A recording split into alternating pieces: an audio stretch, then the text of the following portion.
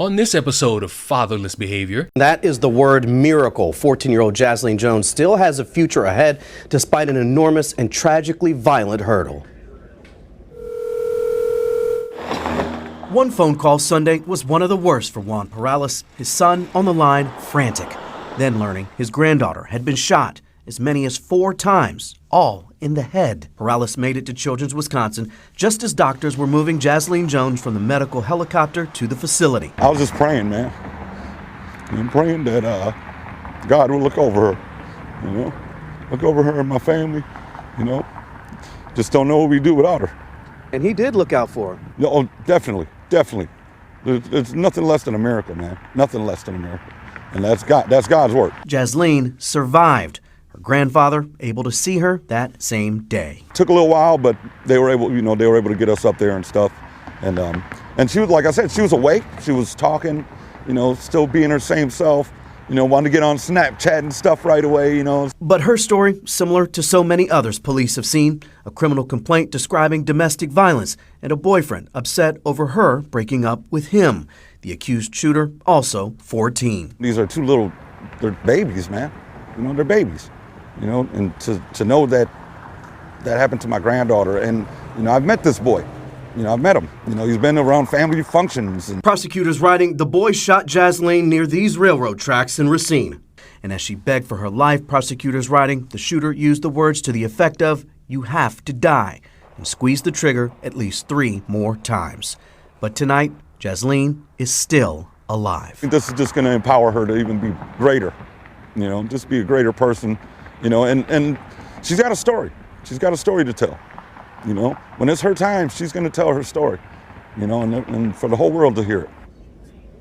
And that criminal complaint says the teen suspect admitted to shooting Jaslene in a fit of rage over a Snapchat post and the breakup, Kristen. And Derek, you can hear the emotion in that grandfather's voice, and we understand Jaslene underwent another procedure tonight. She did, and unfortunately her family tells us she will lose one of her eyes and is still processing that news. But her grandfather told me after coming so close to losing her, he's simply grateful she is still here, and she says she still has an enormous future ahead. 3 things. Number 1, I'm glad this girl is going to be okay, and even though she's lost an eye, I'm just thankful she's still alive. Number 2, I hope the little bastard that shot her rots in jail for a long time. And number 3, which is important for all of you who are young boys, whether you're 14, 15, 16, 17, 18, 19, 20, 21, 22, my age 23, a little bit older, maybe even a little bit younger than 14. Can you please find some male role models that can teach you about the word no? Can you even find some adult who's responsible enough to teach you that the word no is not the end of the world? I understand you fall in love, you think it's gonna last forever, you have all these ideas, you plan a wedding, you're so dumb and gullible, you think at 14 you found the love of your life. But guess what? There's gonna come a moment in time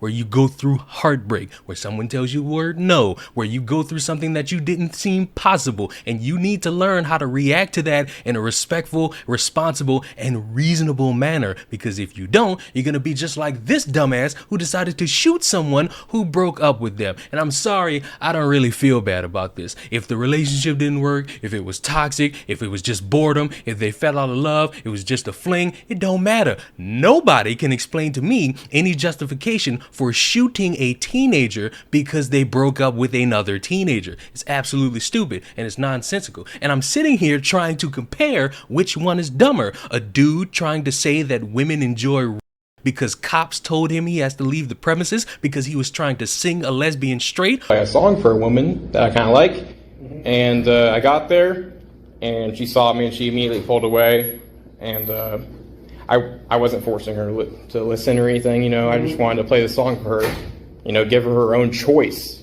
if she wanted to be with me, Does she know you? Yeah, I worked with her there for like 5-6 months. Did y'all have a relationship? No, we were talking a little bit, but it never really got serious. Okay. But anyways, I pulled up there, and I was in the other parking lot, and I saw her get in her car, and I was like, oh shoot, it's my moment. So I pulled up there next to her, and she pulled away from me, and so I chased her a little bit, just because, I don't know, women are crazy. I felt like she wanted me to chase her. Yeah, but it wasn't chasing, it was going down a couple streets, that's fun to women. Women like that, a little bit of excitement. No, they don't. Well- Women don't like to be chased. What about like, If I was a father, I'd probably tell you the same thing. what about like BDSM where women like to be have? Well, apparently this girl doesn't. Well, who knows? Most women do like having. Okay, do you think she does? I don't know. Or a teenager shooting another teenager for heartbreak. You don't have to worry about answering. I already know. It's the fucking teenager who wanted to shoot someone for heartbreak. Details about the case against Trey Jinko are slowly starting to circulate among young women like Mindy Bediako. It could have been UC, it could have been any other surrounding schools, and that's really scary. Federal agents say Jinko is part of an underground movement called Incel, which stands for Involuntary Celibate. Comprised mostly of men, incels resent women for not showing romantic interest in them.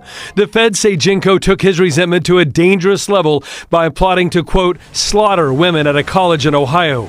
Court documents indicate students at Ohio State may have been in danger. As a graduate of Ohio State, it just makes me really glad that the feds were paying attention to protect students. This woman asked to remain anonymous because of the nature of the charges, which include an attempted hate crime and unlawful possession of a machine gun.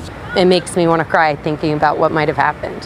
Her boyfriend, who also asked us not to show his face, has a hard time comprehending what the incel movement even means. I think it's very unnerving because, I have cousins and a mom and friends who are women, and it's very unnerving to know that there are guys out there like this. During today's detention hearing, Jinko's attorney argued his client should be released to the custody of his mother, who lives in Hillsborough.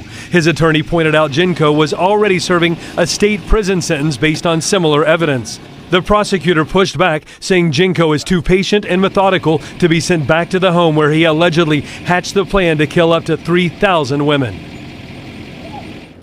Now, in the end, after today's hearing, Judge Stephanie Bowman agreed with prosecutors who are steadfast in their belief that Jinko presents an imminent danger to the community. I don't give a shit about the dating climate. I don't give a damn about feminists. I don't give a damn about all these people saying women don't need a man. None of that, literally none of it, is going to excuse somebody shooting a woman because they told them no, because they went through a heartbreak, because they got broken up with. You can't explain that. And I know I don't have to say this, but I need to say it because there's going to be two of you trying to explain, well, Leon, you have to understand that it really shouldn't have happened like this and she should have considered his feelings. No, fuck his feelings. Fuck everything he went through. Why? Because he responded with a breakup with shooting a girl in the head. Nothing from any of these podcasts y'all listen to because you don't have fathers is going to excuse somebody doing something like that. I get that you want to play the game of defense, but you're going to have to pick a side that's worthy of defense. And for this fool, I hope for nothing worse than you to spend a long time with Big Tyrone, because when you abuse women, that's the only fate necessary possible for you. Subscribe to the channel. I'll see y'all in the next one. Goodbye.